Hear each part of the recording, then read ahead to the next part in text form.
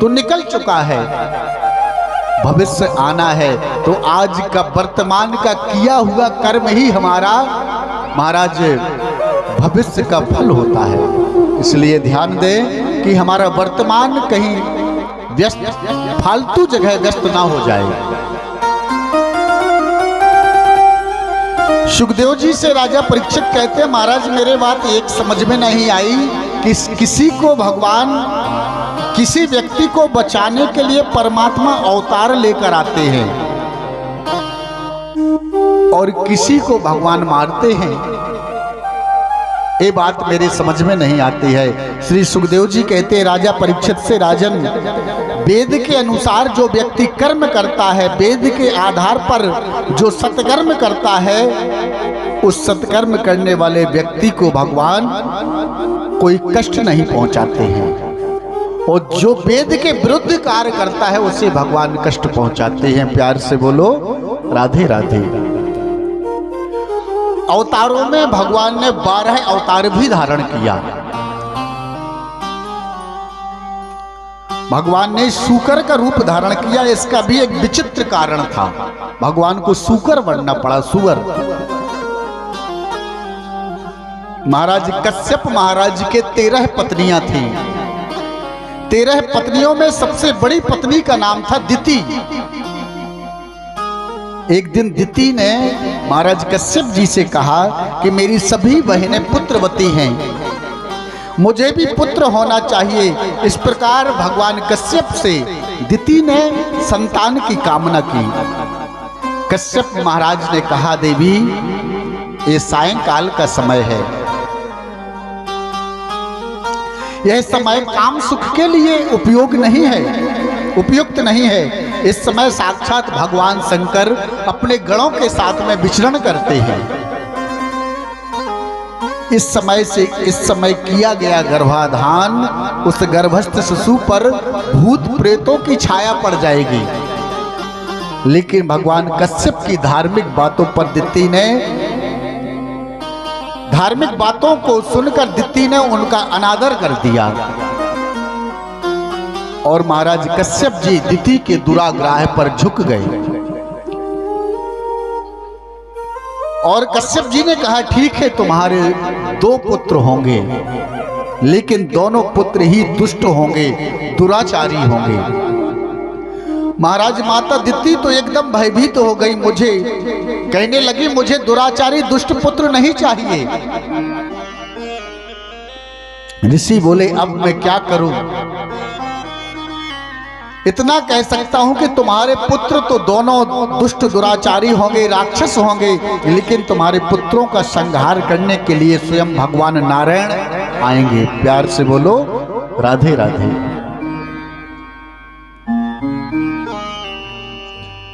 कश्यप जी ने कहा दिति से कि तुम्हारा जो पौत्र होगा वो बड़ा ही गुणवान होगा, शीलवान होगा, तेजस्वी तपस्वी होगा, भगवान का परम लाडला होगा,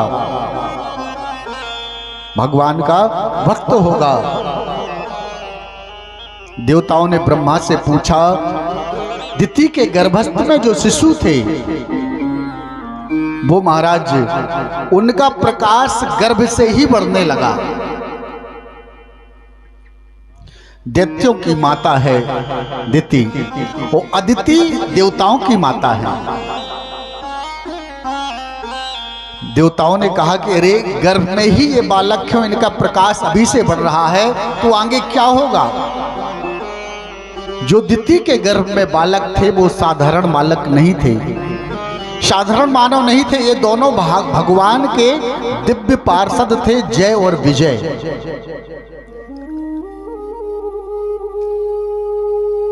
महाराज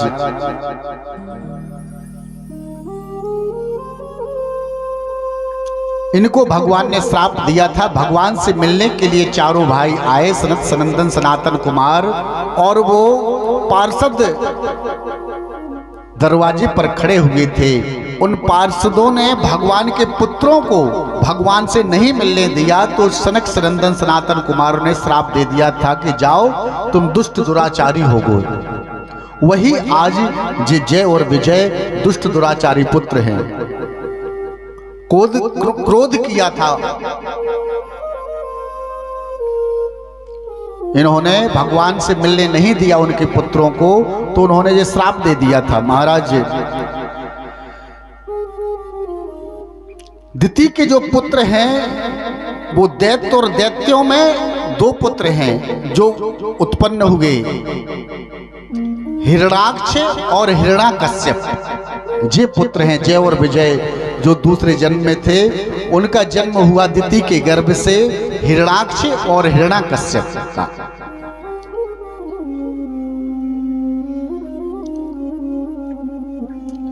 महाराज एक बार क्या हुआ, ये सारी सृष्टि समुद्र में लीन हो गई, सारी सृष्टि पर जल आ गया, पृथ्वी भी समुद्र में डूब गई। अब महाराज पृथ्वी को कौन निकाल कर लाए? देवता लोग चिंतित हो रहे थे कि पृथ्वी को कौन लाए। ब्रह्मा जी बैठे थे, कीर्तन कर रहे थे। कीर्तन करते करते ब्रह्मा जी को छींक आ गई, और छींक आई तो उनकी नासिका से एक छोटा सा सूकर निकला और समुद्र में डूबकर वह 12 भगवान हो गया। बोलो 12 भगवान की जय। उन्होंने 12 भगवान ने अपनी दाढ़ी पर दृष्टा पर पृथ्वी को लेकर, पृथ्वी को रखा और लेकर वो निकलने लगे 12 भगवान पृथ्वी को। अब पृथ्वी के डूब जाने पर जो प्रतापी लोग थे, वो पहले के राजा लोग आकाश मार्ग में उड़ते थे। महाराज दिति का जो पुत्र हिरणाक्ष है वो उड़ रहा था आकाश मार्ग में। नारद जी से उनका मिलन हो गया हिरणाक्ष का। नारद जी भगवान का संकीर्तन कर रहे थे, वीणा बजा रहे थे, करताल बजा रहे थे। तो हिरणाक्ष बोला, नारद केवल इतना ही आता है तुमको कि कुछ लड़ना झगड़ना भी आता है? नारद जी बोले, नारायण नारायण, ये सब कुछ हमसे नहीं बनता है। हिरणाक्ष बोला, मेरी बाजुओं में खुजली हो रही है, मुझे युद्ध करना है। नारद जी बोले, ये सब कुछ हमसे नहीं बनता है। यदि आपको लड़ना झगड़ना है तो मैं आपको बताता हूं। पृथ्वी से एक 12 सूकर निकल रहा है, उससे आप युद्ध करना, आपके जन जन्मांतरों का बाजुओं की खुजली मिट जाएगी। प्यार से बोलो राधे राधे। महाराज 12 भगवान अपने दाढ़ पर रखे हुए पृथ्वी को निकल रहे थे समुद्र से। आकाश मार्ग में उड़ता हुआ हिरणाक्ष आया और उसने जैसे ही देखा 12 भगवान को, तुरंत युद्ध करने लगा। युद्ध करने लगा महाराज, और युद्ध करते करते महाराज ललकारने लगा 12 भगवान को। हिरणाक्ष भगवान का और 12 का युद्ध छिड़ गया। हिरणाक्ष का और 12 भगवान का युद्ध छिड़ गया। मेरे 12 भगवान ने उसके मुखमंडल पर ऐसा मुक्का मारा कि वो तुरंत ऐसे गदा का प्रहार किया कि हिरणाक्ष का सिर ही धड़ से अलग हो गया। प्यार से बोलो राधे राधे। सिर धड़ से अलग हो गया। महाराज हिरणाक्ष के मरने के बाद देवताओं ने फूलों की वृष्टि की। महाराज भगवान ने हिरणाक्ष को मार दिया, पृथ्वी को लेकर आए। और पृथ्वी को जब लेकर आए भगवान, पृथ्वी को लाकर पहुंचे कहां 12 भगवान? वृंदावन। जब वृंदावन पहुंचे तो पृथ्वी ने देखा क्या वृंदावन में 12 भगवान की दाढ़ी पर रखी हुई है पृथ्वी, और क्या देखती है? पृथ्वी को भी थोड़ा सा अभिमान आ गया कि मैं समुद्र में जाकर क्या डूब गई। भगवान को तो 12 का अवतार लेना पड़ा, सूकर बनना पड़ा मेरे पीछे। ये अभिमान आ गया, और भगवान अभिमान किसी के पास रहने नहीं देते हैं। महाराज जब वृंदावन लेके गए 12 भगवान, तो वृंदावन में क्या देखा पृथ्वी ने कि वृक्ष लगे हुए हैं, चिड़ियां कलरव कर रही हैं, यमुना जी बह रही हैं, सब कुछ देखा जो पृथ्वी पर होता है। तब महाराज पृथ्वी को आश्चर्य हो गया कि अरे मैं तो तुम्हारी दाढ़ पर बैठी हूं भगवान, और ये सब क्या है? ये वृक्ष, चिड़ियां कलरव कर रही, ये सब है क्या? मेरे समझ में नहीं आ रहा है।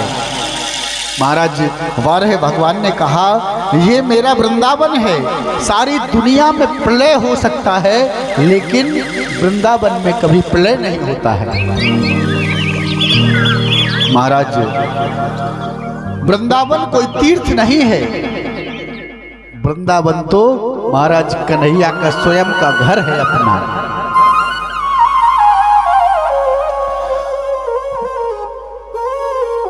महाराज इसलिए जितने भी तीर्थ हैं उन तीर्थों को राजा बनाया भगवान ने, किसे? प्रयाग को, और गुरु बनाया किसको? पुष्कर को। तीर्थों के राजा प्रयागराज, जहां पर कुंभ प्रारंभ होने वाला है 13 जनवरी से 26 फरवरी तक। तो कुंभ में स्नान सभी को करना चाहिए, क्योंकि कुंभ स्नान करने के लिए साक्षात हमारे देवता आते हैं, और जो शाही स्नान होते हैं उसमें तो देवता जरूर आते हैं, ऐसा शास्त्रों में भी वर्णित है। तो कुंभ स्नान तो एक बार जरूर करना चाहिए, भले शाही स्नान ना हो तो 13 जनवरी से 26 फरवरी तक एक बार तो स्नान करना आवश्यक ही है।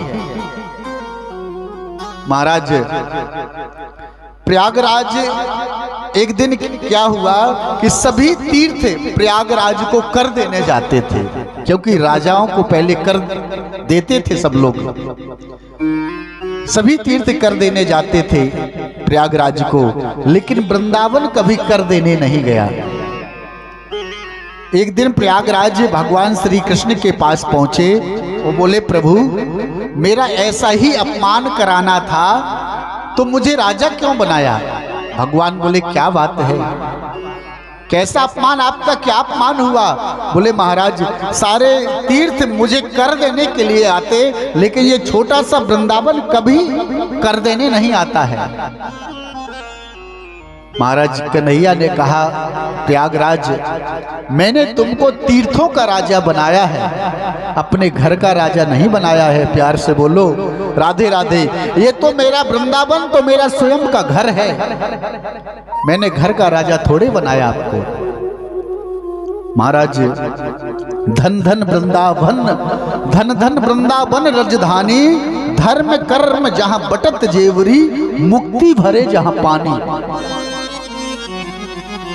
वृंदावन तो महाराज कोई तीर्थ नहीं है, वृंदावन तो भगवान का स्वयं का घर है। राधा रानी की कृपा वृंदावन में बरसती है, साक्षात लक्ष्मी और राधा रानी की कृपा है वृंदावन में।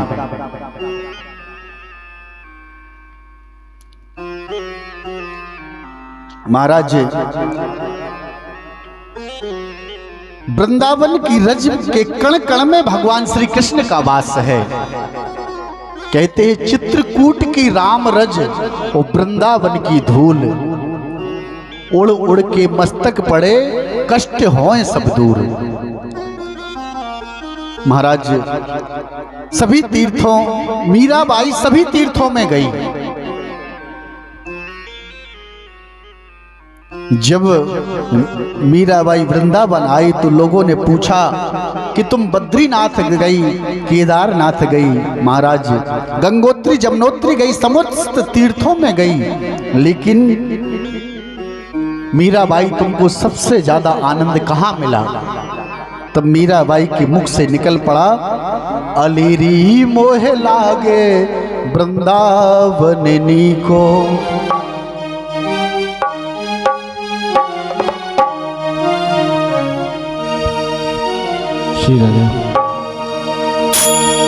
अलीरी मोहे लागे वृंदावननी को, अली रे मोहे लागे वृंदावननी को।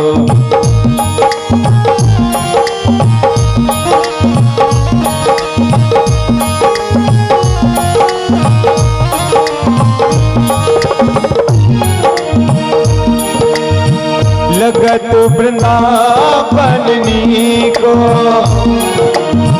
लगत वृंदावन नीको, हरि रे मोहे लगत वृंदावन नीको, हरि रे मोहे लागे वृंदावन नीको, हरि रे मोहे लागे वृंदावन नीको। जय हो।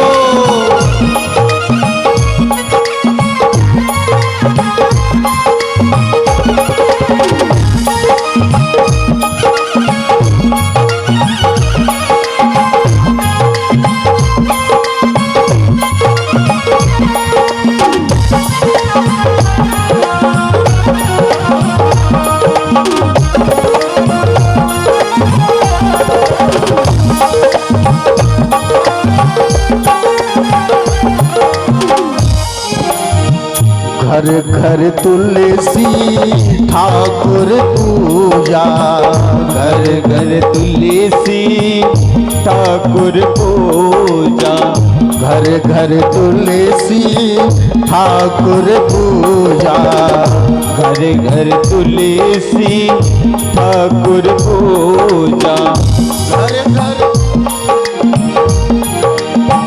घर घर तुलसी ठाकुर पूजा, घर घर तुलसी ठाकुर पूजा,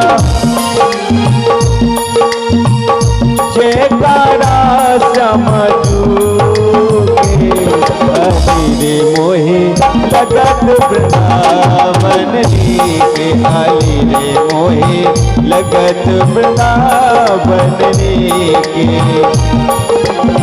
लगत वृंदावन नीको, लगत वृंदावन नीको, हरि रे मोहे लगत वृंदावन नीको, हरि रे मोहे लगत वृंदावन नीको।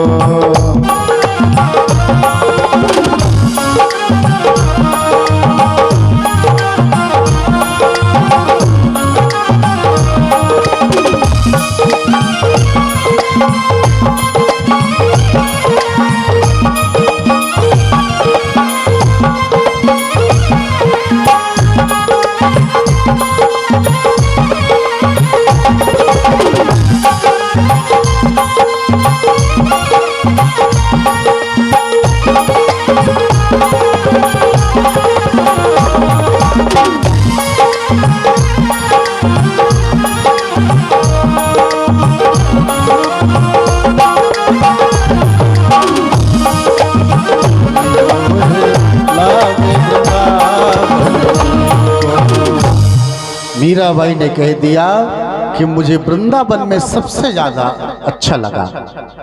महाराज भगवान ने आकर पृथ्वी की स्थापना कर दी, जो 12 भगवान अपनी दाढ़ी पर रखे थे।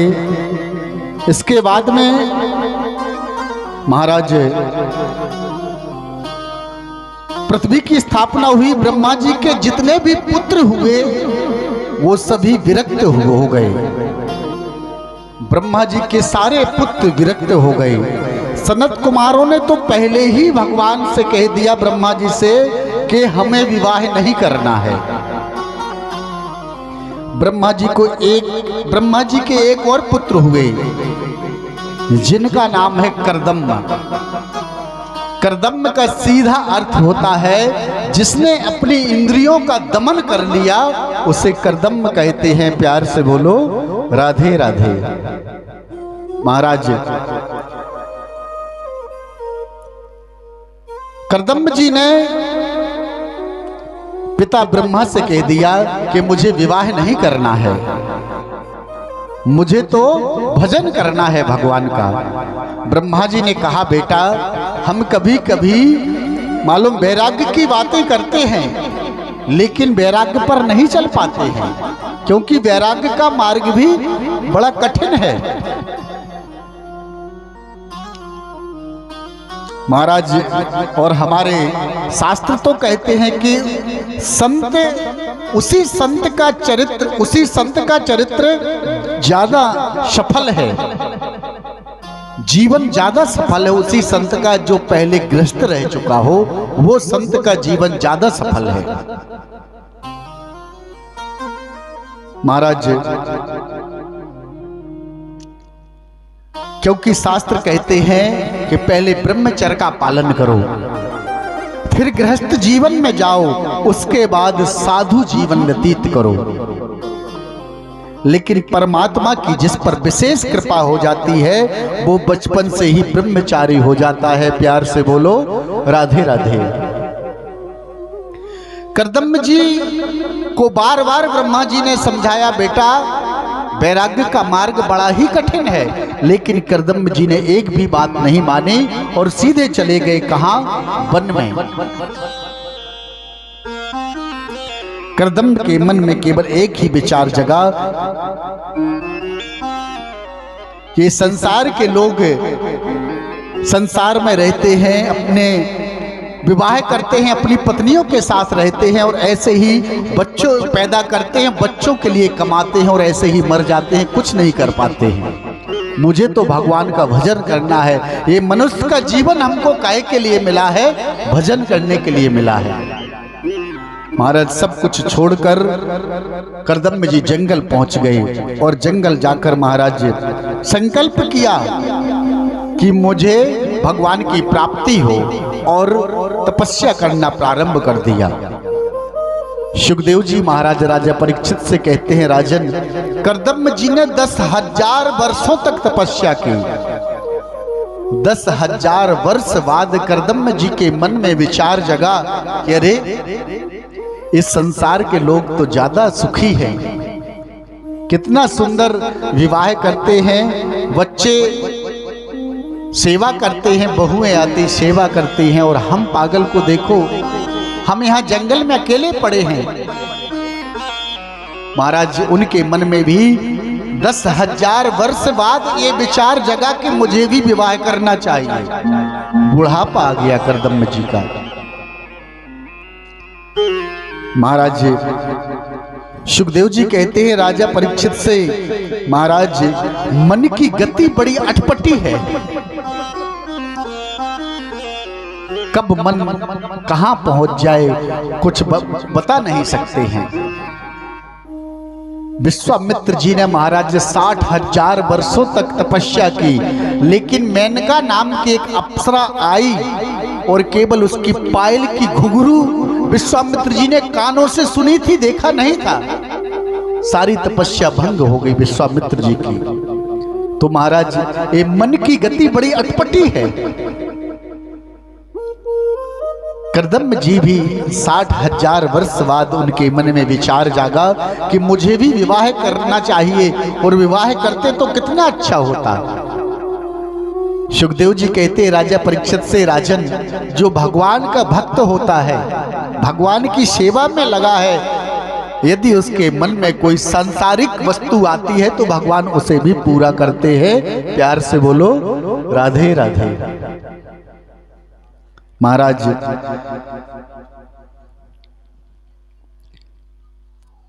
करदम जी ने विचार किया कि अब विवाह होना चाहिए, तो विवाह के लिए संकल्प किया कि मेरा विवाह हो जाए, उसके लिए संकल्प किया और तपस्या करना प्रारंभ किया।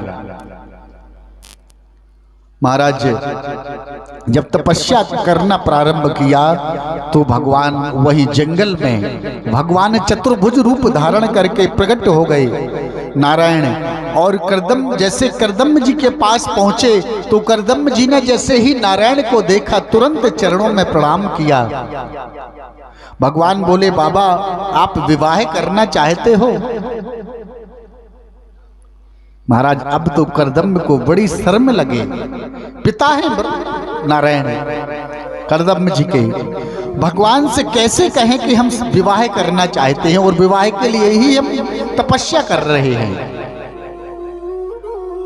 महाराज पुराने जमाने के लोग हुआ करते थे कि विवाह कि बात यदि लड़के की चलती है और माता पिता या कोई हमारे गांव के पड़ोस के लोग हमसे बुजुर्ग बैठे होते थे तो हम वहां से भाग जाते थे। हमारे विवाह की चर्चा यदि हो रही है तो मालूम वहां से लड़का भाग जाता था। और आज का समय आप देखिए महाराज, लड़का स्वयं इंची टेप लेकर जाता है नापने के लिए। मेरी लंबाई 5 फुट 5 इंच है तो पत्नी की भी 5 फुट 5 इंच होना चाहिए। प्यार से बोलो राधे राधे। देखिए जमाना। करदम्ब जी कोई जवाब नहीं दे रहे हैं नारायण से। नारायण ने कहा कि तुम विवाह के लिए तपस्या कर रहे हो, क्या कहें। महाराज करदम्ब जी ने कहा, करदम्ब जी चुप हो गए और मौनम स्वीकार लक्षणम। तुरंत भगवान समझ गए कि ये तो वास्तविकता में विवाह के लिए ही तपस्या कर रहा है।